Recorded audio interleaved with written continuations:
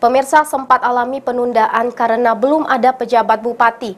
Kini calon ASN dan pegawai pemerintah dengan perjanjian kerja di lingkungan Kabupaten Oku dapat bernapas lega setelah BKPSDM Oku mulai memproses berkas pelantikan.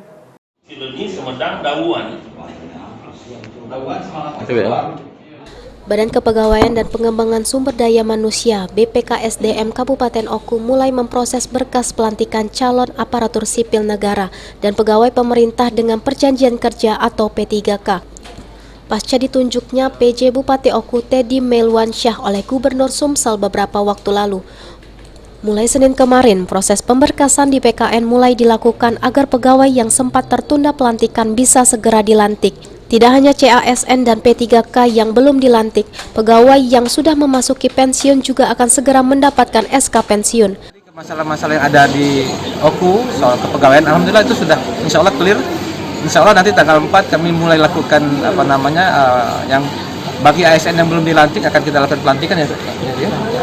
Yang P3K dan termasuk beberapa ASN yang kemarin agak sedikit terkendala untuk SK pensiunnya juga insya Allah ini sudah di-siap oleh teman-teman BKD dan Senin sudah kita mulai selesaikan secara bertahap.